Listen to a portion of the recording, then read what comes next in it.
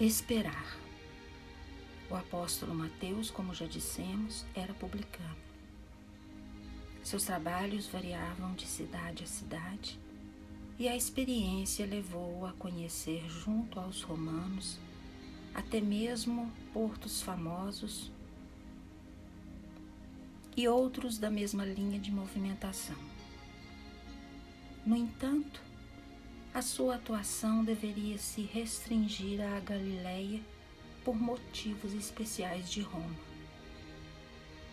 Serviu com mais intensidade no mar da Galileia, largueza de águas abençoadas, filhas do Jordão, centro de águas que foi o maior motivo da existência de 9 cidades que as circundavam com mais de 200.000 pessoas.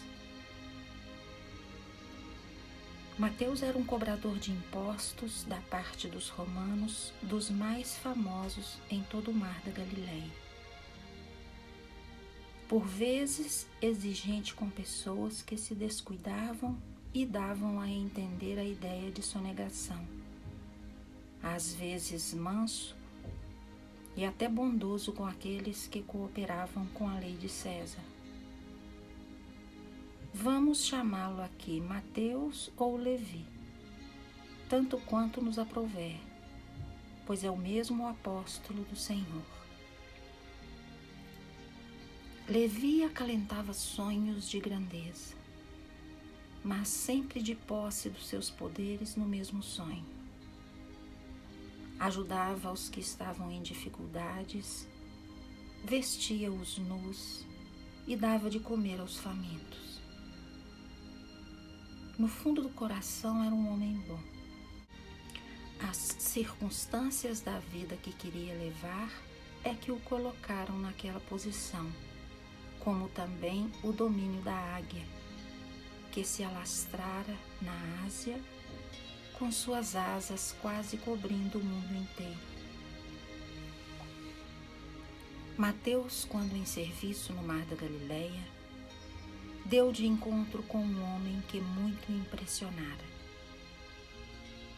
Antes que abrisse seus fardos de mercadoria, ele se dispôs a mostrar com intensa alegria que o dever o formara. Seu nome era Aruano, portador de uma conversa que fazia faiscar luzes de sabedoria. Depois de agradecer ao cobrador de impostos pela chance de cooperar com o Império Romano, bateu de leve em seu ombro e disse com certa suavidade: Judeu romano, queira saber, pelos deuses que nos escutam, que tens no coração e na inteligência muito mais para dar do que tirar, como fazes. No entanto, as tuas medidas estão para derramar, e a tua consciência haverá de sufocar com o pastoso suor dos que sofrem o jugo arbitrário dos fariseus estrangeiros, impondo-te a alimentar guerras e rumores de guerras, escândalos e rumores de escândalos, luxúrias e rumores de luxúrias. Sou um andante por profissão, e é por dever espiritual que falo com alegria. Haveremos de tornar a nos encontrar por força da lei que nos une. Adeus. Fixou o olhar bem profundamente nos olhos de Mateus, e se esse for o termo, escreveu alguma coisa na mente do cobrador de impostos, que certa vez mais enchia a barriga da loba, que na história precisava de muito ouro para alimentar os seus 2 filhos adotivos, Rômulo e Remo. Levi nunca mais se esqueceu daquele personagem que passara por ele na alfândega do mar da Galileia, Aruano. Quando escutava e obedecia o "Vinde a mim", de Jesus, lembrava-se fortemente dele, e ao passo em que ia entendendo a mensagem do Senhor, foi nele despertada cada vez mais a vontade de encontrar aquele homem que o impressionara tanto. Mas onde encontrá-lo? Como procurá-lo, se não der endereço? Pedia informações, mas tudo em vão. Lembrou-se de que ele dissera ser andarilho e comerciante, o que tornara difícil a sua procura, a não ser por milagre. Um dia feliz para Mateus foi quando saiu em um barco às margens do lago de Genezaré, sozinho, carregando algo de comer em um cesto e na bolsa de couro uma preciosidade, as Escrituras Sagradas. Não estava pescando peixes, estava pescando as belezas imortais do Espírito. Estava buscando um suprimento maior, o saber, o motivo de viver a vida, a paz da consciência. Estava buscando Deus e estava querendo integrar seu eu com a suprema sabedoria universal, pelo que ouvira de Jesus. Não sentiu passar o tempo. Já as estrelas brilhavam, o infinito parecia faiscar nas profundezas do além. Fez-se algum barulho diferente nas águas, era outro barco. Levi cortou a meditação e sentiu um pequeno espanto com a presença de alguém. E quem era esse alguém? Com a suavidade peculiar aos artistas da sabedoria, chegou um barco colando-se ao de Mateus. Era o mestre Aruano, que o cumprimentou. A paz seja contigo, Mateus, a quem prometi novamente ver. Sê feliz, não te assustes, eu sou de paz. Mateus teve ímpetos de rir, de chorar. As suas mais nobres emoções sufocavam o que ele poderia expressar de contentamento. Mas Aruano compreendeu as dificuldades do amigo e lhe propôs, pela presença serena, que ele ficasse à vontade. E assim ficou Mateus. O discípulo de Jesus avançou com humildade, pega as mãos de Aruano e falou com delicadeza: Senhor, como podes aparecer por aqui? De onde vens e a que ramo de filosofia pertences? Como sabes que eu estava aqui? E onde estavas? O que falaste comigo há tempos passados aconteceu. Eu morri e nasci de novo. Troquei o modo de ser e estou feliz. Em vez de tirar dos outros para dar a quem já tinha muito, estou tentando dar aos que carecem daquilo que por vezes tenho.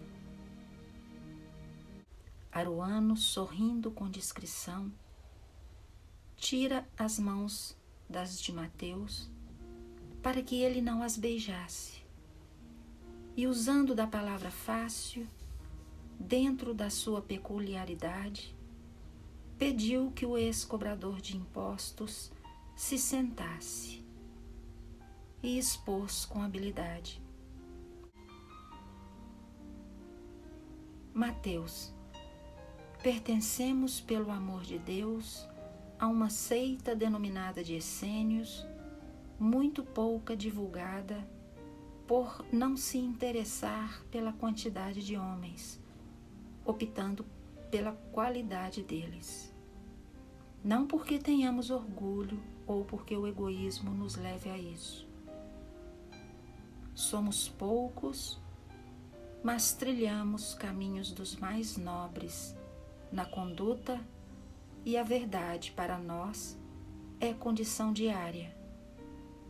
O dever é coisa sagrada. As criaturas são todas nossas irmãs. Temos um ideal, o de servir sem que sejamos servidos.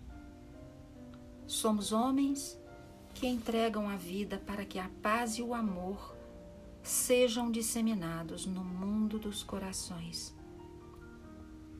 Sabemos que a evolução das criaturas é demorada, mas que elas haverão de conquistar essa meta, pois nos dispusemos a ajudá-las somente por amor. Agora quero te dizer que estás sendo discípulo de um mestre, que também é nosso mestre. Ele nos vê quando é necessário e sabe nos procurar. Essa comunidade a que pertenço, há muitos séculos vem abrindo caminhos para a descida desse Cristo. Há muito prometido pelos céus, e eis que estamos desfrutando da sua presença divina na terra. Quero afirmar para o teu coração que já te conhecia bem antes que me conheceste. Já te vi antes que me viste. Falo de coisas que ainda não podes entender, mas o tempo servirá de profeta, revelando no futuro o que te falo no presente. Quando Mateus pensou em fazer mais perguntas, Aruano notou, lendo seus pensamentos, e disse: não faças perguntas, ainda não é hora. Sê feliz e considera-te como tal, por seres discípulo do Mestre dos Mestres, e recebe o meu adeus sem nenhuma manifestação de gratidão por mim, pois te trago o que ouvi de outros. Deus te abençoe. E desapareceu nas brumas do tempo. Mateus voltou para casa meditativo e conversando pouco, de modo a que outros notassem seu silêncio. Betsaida estava sendo varrida por tempestades, desafiando a coragem dos transeuntes, mas os companheiros do Cristo deixavam que o dever espiritual ultrapassasse todos os receios, e na hora certa estavam postados, como sempre, em seus lugares para ouvir o Mestre. Natanael, ao sentir o gesto do Senhor, abriu a reunião com uma sentida súplica. Mateus levantou-se, talvez como cobrador, porque queria cobrar de Jesus uma explicação. O que significa no seu estado atual esperar? E fala com desembaraço: Senhor, queria que aceitasses essa oportunidade de instruir-me acerca da palavra que muito ouço nas minhas caminhadas, principalmente espirituais. O que significa esperar? Jesus, virando um pouco o corpo, para ficar frente a frente com o discípulo, contemplou-o com graça e responde com benevolência. Mateus, a palavra é fácil de pronunciar. Esperar. Todavia traz consigo conceitos altamente significativos. Quem sabe esperar, Mateus, cria condições para melhor servir e ser servido. Quando lanças ervilhas ao fogo, o tempo te pede para esperar, para que possas comer com mais facilidade. Quando elas estavam cozidas, é indispensável esperar para que não queimem a tua boca, nem disturbem o teu estômago. Quando conversas com uma pessoa, se não esperas a fala do teu semelhante, não podes compreender o que ele te tenta transmitir. Quando plantas uma semente, o teu dever diante do tempo é esperar a natureza, para que ela tenha o tempo conveniente para dar, germinar. Quando convidas alguém para uma viagem ou um trabalho, é conveniente que esperes a resposta sem violentar os direitos de escolha do convidado. Na verdade, digo-vos que esperei muito mais para vos fazer meus discípulos. E agora, com as bênçãos de Deus e do tempo, estais aqui todos reunidos para que possamos esperar mais a hora de pregar a boa nova a toda parte e a todas as criaturas. Tudo o que vos ensino da parte de Deus são sementes de luz nas vossas consciências. E eu estou esperando mais, que elas se frutifiquem e comecem a crescer, para que possais testemunhar com a vida pela imortalidade. Esperar é nota harmoniosa na vida de todos. E saber esperar é melodia divina que se faz ouvir em todos os corações sábios. E Jesus, falando sobre o tema esperar, espera um pouco para que as consciências registrassem com mais eficiência o que os discípulos ouviram. Levi lembrou-se muito de Aruano, da sua paciência e do que ele falou, pedindo para não perguntar, porque não era a hora. Não era a hora, com certeza, de Mateus saber. Não iria entender certas coisas que somente o futuro poderia revelar. Isso mesmo, pensava Levi e sentia que era a verdade. O mestre dos mestres retomou a palavra e falou com sabedoria. Mateus, existe também o exagero da espera, que se transforma por sua vez em preguiça. O preguiçoso pertence à escola muito falada do desculpismo. Procura assuntos, sendo argumentos que lhe dão o direito de esperar, de modo a desculpar a própria inércia. Eis que aí está o perigo de passarmos dos limites que o bom senso nos traça com sabedoria. O sol, todos os dias, se esconde para que caia à noite, mas volta quase nas mesmas horas, sem que deixe passar muitos dias. Precisamos aprender essa disciplina da natureza, pois ela tem uma consciência perfeita do dever e da harmonia. Vejamos os mundos que circulam o infinito, sem que se perca um tio na esquematização divina. O nosso Pai que está no céu esperou muito no preparo dos vossos corações.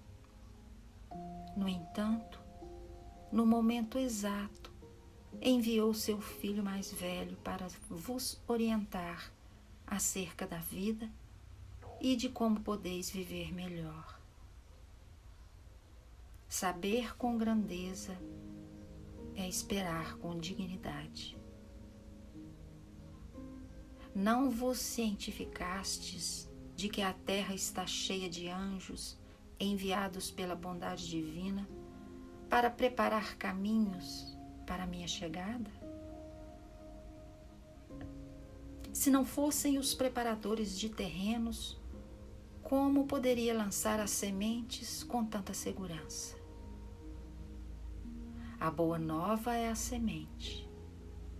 Vós, os semeadores. Eu, o jardineiro. E Deus, o dono da vinha. A humildade é o terreno que espera das nossas mãos a disposição de trabalhar em favor dela.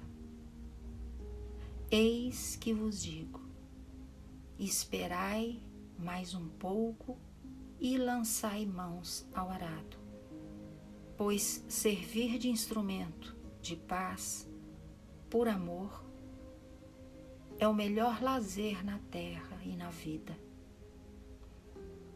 Vamos, trabalhemos juntos em nome de Deus. Pedro, que era muito afoito nas suas decisões, começou a pensar nos ensinamentos do Mestre sobre esperar. E Mateus, acostumado a não esperar na cobrança dos impostos, quando publicano, também pensou na grande arte benfeitora: esperar. Que Jesus nos abençoe.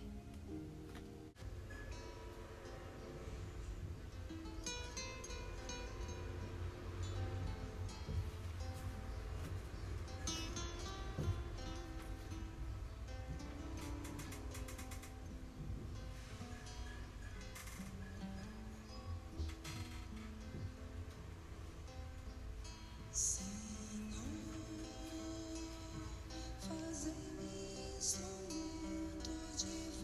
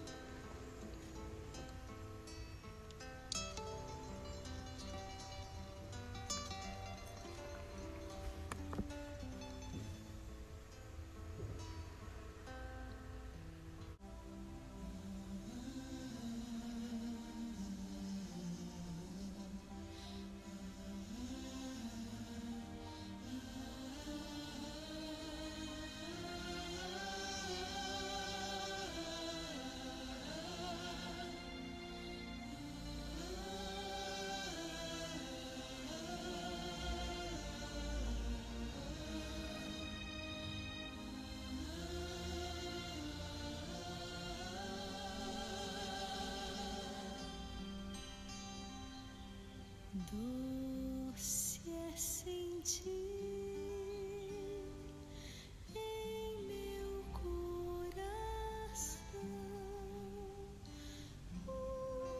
humildemente vai nascendo amor. Doce é saber não estou sozinho, sou uma parte de uma imensa vida. Que generosa reluz em torno a mim, imenso dom do teu amor sem fim. Que generosa reluz em torno a mim, imenso dom do teu amor sem fim.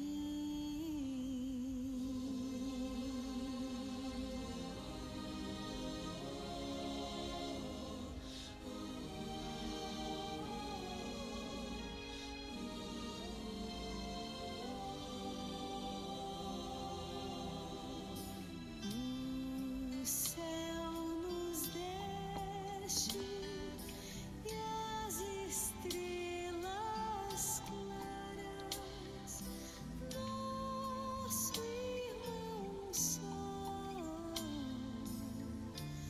nossa irmã lua,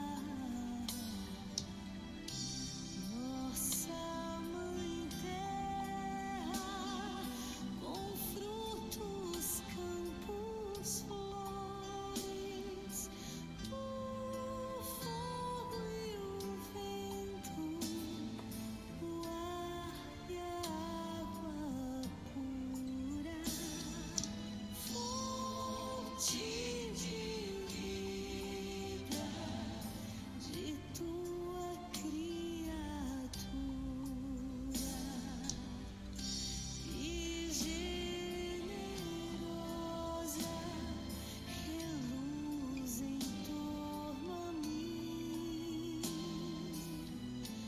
imenso dom do teu amor sem fim. Que generosa reluz em torno a mim, imenso dom do teu amor sem fim.